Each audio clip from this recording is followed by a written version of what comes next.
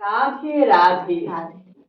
আজ অক্ষয় তৃতীয়ার দিন আমি একটি মেডিটেশন আপনাদের শেখাবো, যেটা হচ্ছে নিজেকে কিভাবে আপনারা পুজো করবেন।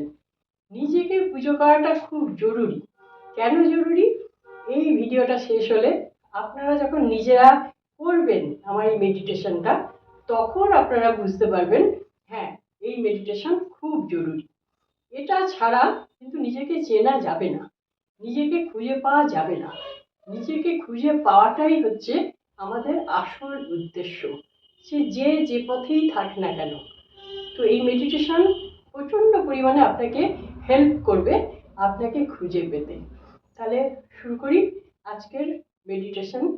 আজকের মেডিটেশনে আপনাকে চুপ করে বসতে হবে। তোমরা সবাই চুপ করে বসো, হাত দুটো এই হাঁটুর উপরে রাখো আর জ্ঞান মুদ্রায় রাখো। এই হচ্ছে জ্ঞান মুদ্রা। জ্ঞান মুদ্রায় হাঁটুর উপর হাতগুলো রাখলাম, মেরুদণ্ড সোজা করে বসতে হবে। যারা বসতে পারেন না তারা পিঠে একটু ঠেস দিয়ে বসবেন। এবার আমরা প্রশ্বাস নেব, নিঃশ্বাস ছাড়ব। খুব গভীরভাবে নেব, ধীরে ধীরে একটু হোল্ড করব,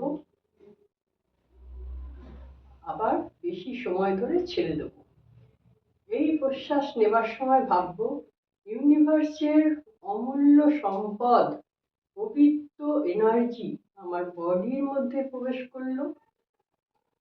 একটু হোল্ড করার সময় ভাববো আমার সারা বডিতেই এনার্জি ছড়িয়ে পড়ছে। তারপর যখন আমি মুখ দিয়ে ছাড়বো তখন ভাববো আমার সমস্ত সত্তা আমি ইউনিভার্সের কাছে দিয়ে দিলাম। আমার নিজস্ব বলতে কিছু নেই। এরকম 3 বার করুন। Inhale,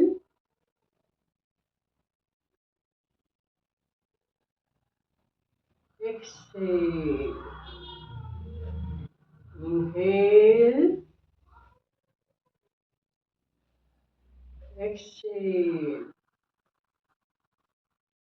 inhale, exhale।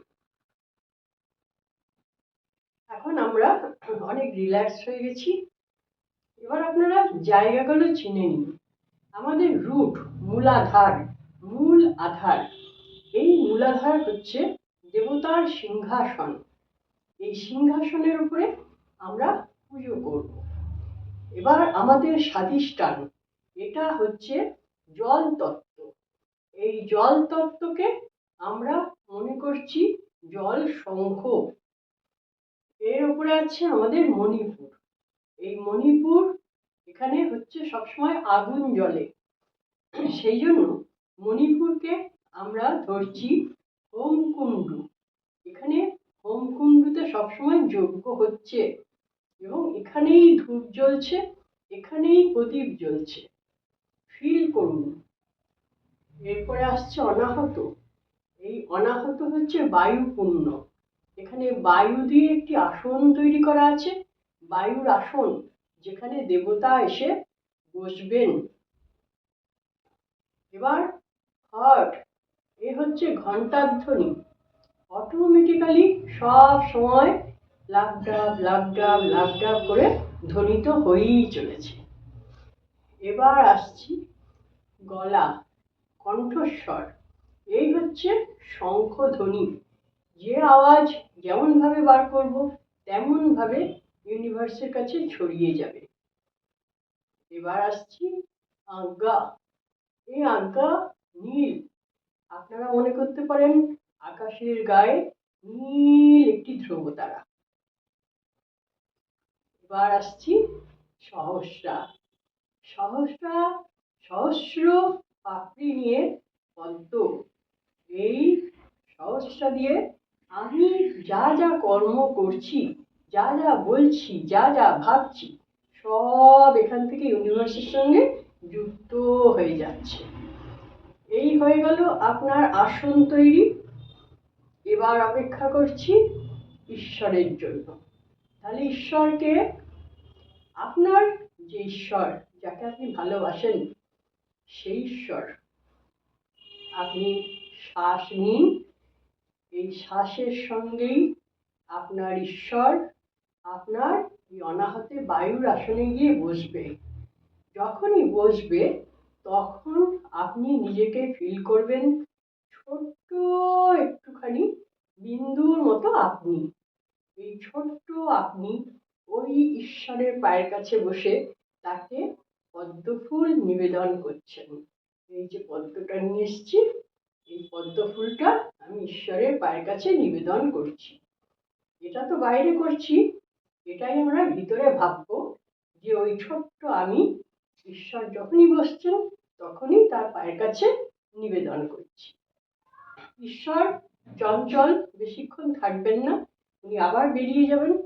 তখন আমি আবার পদ্মটা রেখে দেব, আবার ঈশ্বর আসবেন, তখন আবার পদ্মটা নিয়ে তার পায়ে অঞ্জলি দেব। আচ্ছা, এবার এইটাই তোমরা করো। এই আমি শ্বাস নিচ্ছি, এই শ্বাসটাই আমি মনে করি আমার ঈশ্বর। আপনারা আপনাদের ঈশ্বরকে কল্পনা করতে পারেন। ঈশ্বর বসেছে আমার অনাহতে, আমি যথারীতি সেই পদ্মফুলটা ঈশ্বরের চরণে নিবেদন করলাম। ঈশ্বর বেরিয়ে যাচ্ছেন।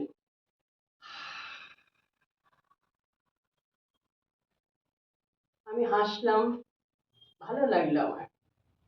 আবার ঈশ্বর আসছেন ডাক দিয়ে, বসছেন। আমি পদ্মফুলটা নিলাম, ঈশ্বরের চরণে সমর্পণ করলাম। ঈশ্বর চলে যাচ্ছেন।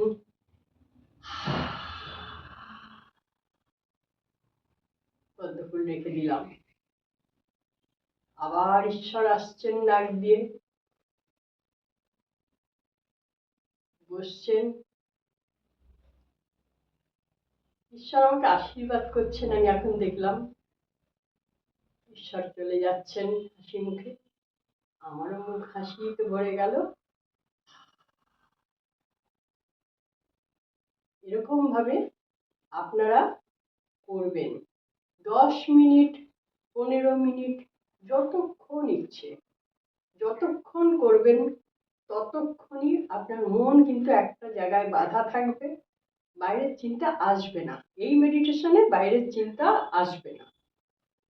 এটা করুন, অসাধারণ ভালো ফিল করবেন এবং এর সঙ্গে সঙ্গে আপনার সব চক্র জাগ্রত তো হবেই, আপনার অরাটিও পরিষ্কার হবে।